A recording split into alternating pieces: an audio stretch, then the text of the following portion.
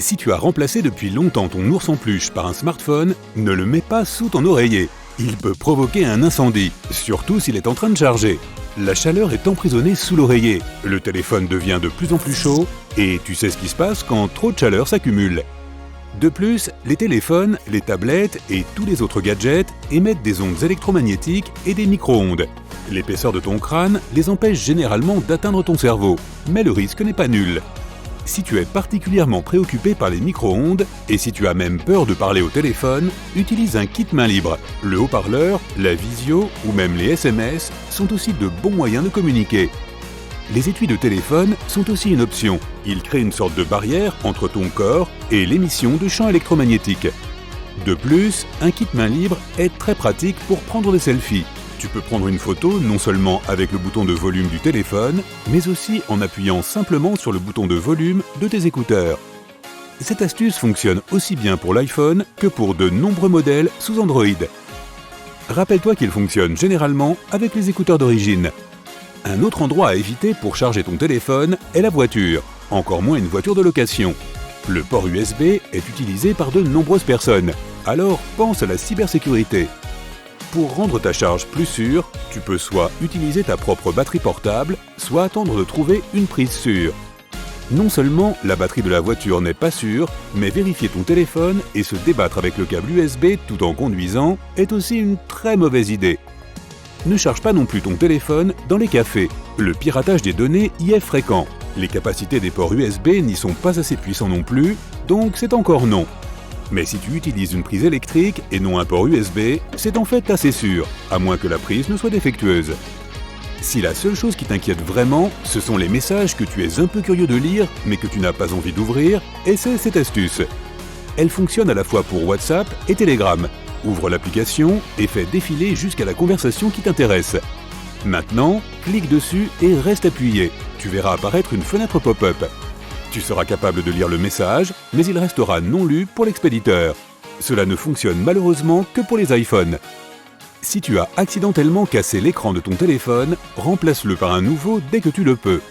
Cela ne semble peut-être pas poser de problème, puisque l'écran tactile fonctionne toujours, mais toute la graisse et la poussière passeront par les fissures.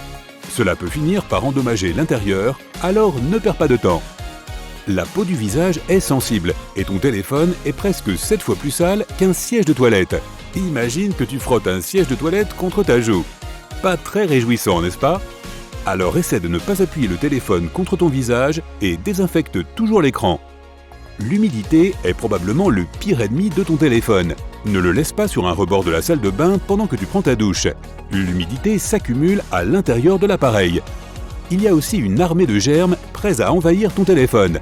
Quant à la chasse d'eau, elle peut propager les bactéries dans un rayon d'1 mètre. Mais si tu aimes faire défiler ton fil d'actu pendant que tu es assis sur le trône, rappelle-toi que non seulement tes mains, mais aussi ton téléphone ont besoin d'être désinfectés.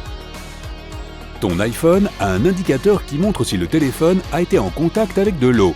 Ouvre le plateau de la carte SIM et sous le numéro de série, tu verras l'autocollant de l'indicateur de dégâts d'eau. C'est une petite ligne. Si elle est blanche, c'est que ton téléphone n'a jamais été en contact avec de l'eau. Si elle est rouge, cela signifie que le téléphone a été endommagé par l'eau.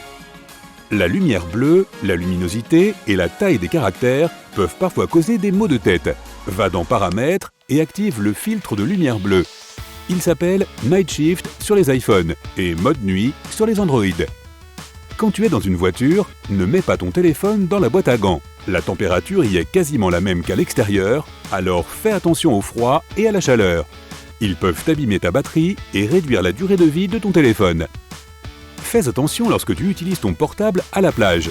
Ne le laisse pas au soleil sur ta serviette. Bien qu'il n'ait pas besoin de crème solaire et qu'il ne puisse pas avoir de coup de soleil, il peut être gravement endommagé par les rayons UV. Les piles au lithium sont comme les humains. Leur température de fonctionnement est de 15 à 35 degrés Celsius. Ne charge pas ton smartphone s'il fait plus de 35 degrés Celsius. Cela pourrait endommager la batterie. Essaie de ne pas le charger dans sa housse. Tu sais désormais que les téléphones portables n'aiment pas la chaleur. Cette dernière va être emprisonnée à l'intérieur, ce qui peut endommager ta batterie. N'essaie jamais de la refroidir dans un congélateur. Les piles au lithium n'aiment pas non plus le froid. Si ta prise de courant est presque au niveau du sol et que tu as peur de la saleté, utilise un shampoing. Tout ce dont tu as besoin est une bouteille de shampoing vide. Découpe le couvercle et fais un trou à l'arrière pour y passer le cordon. Mets le téléphone dans cette bouteille, branche-le et accroche le support sur le chargeur. Les chargeurs contrefaits ne sont pas le meilleur choix. Non seulement ils endommagent ta batterie, mais il y a aussi un risque d'explosion. N'utilise pas ton téléphone pendant qu'il est en charge. Ne recharge pas non plus par USB, c'est notoirement lent. Multiplier les tâches n'épuise pas ta batterie, tant que les applications en arrière-plan ne fonctionnent pas vraiment, comme certaines applications de localisation ou le lecteur de musique. Si pour une raison quelconque, tu ne veux pas fermer certaines applications, tu peux les laisser en veille. Il se peut que ton téléphone ne fonctionne pas à cause d'un autre problème que la batterie. Des données inutiles peuvent le faire fonctionner plus lentement, alors redémarre ton téléphone une fois par semaine. Trop de photos ou de documents risquent de le ralentir également. Si tu stockes toutes les informations importantes dans un cloud, tu y auras facilement accès depuis n'importe quel appareil. Tu n'as pas besoin d'attendre d'être à 0% avant de recharger ton smartphone. Ce vieux principe n'est plus valable pour la plupart des batteries modernes. La meilleure façon de procéder est la décharge partielle. Par exemple, tu peux maintenir ta charge entre 40 et 80%. C'est assez compliqué, mais cela équilibrera l'utilisation de ta batterie. Si tu veux arrêter d'utiliser ton téléphone pendant un certain temps, charge-le à 50% et éteins-le. On dit que ce pourcentage est le plus sain pour une batterie au lithium-ion. N'oublie pas de l'allumer une fois tous les quelques mois et de recharger la batterie.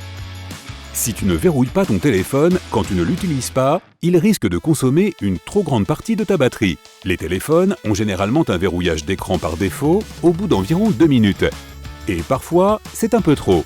En le réglant sur 1 minute ou même 30 secondes, ta batterie pourrait durer plus longtemps. Paramétrer un fond d'écran sombre aide aussi à économiser la batterie. Les poches sont l'un des pires endroits pour garder ton téléphone, surtout les poches arrière des pantalons. Tu risques de le perdre ou de t'asseoir accidentellement dessus et fissurer l'écran. De plus, un téléphone émet une large gamme de signaux qui peuvent ne pas être très bons pour ta santé. Les données mobiles, le Bluetooth, le Wi-Fi ou encore la technologie NFC. Au fait, n'utilise pas le Wi-Fi public si tu ne veux pas que tes données personnelles soient piratées. Active au moins le mode avion si tu veux toujours garder ton téléphone dans ta poche. Certains étuis de protection peuvent être pratiques. Si tu mets ton téléphone à l'intérieur, tu réduiras les radiations de presque 7 fois par rapport à l'intérieur de ta poche. N'oublie pas de rafraîchir la mémoire opérationnelle de ton iPhone de temps en temps. Cela peut aider ton appareil à fonctionner mieux et plus rapidement. Pour cela, tu dois aller dans Paramètres, Général, Accessibilité, Aide tactile et l'activer. Appuie sur Plus, puis sur Moins et ensuite sur le bouton d'alimentation. Tu verras la barre de mise hors tension. Appuie sur la touche d'assistance et tiens le bouton Accueil enfoncé.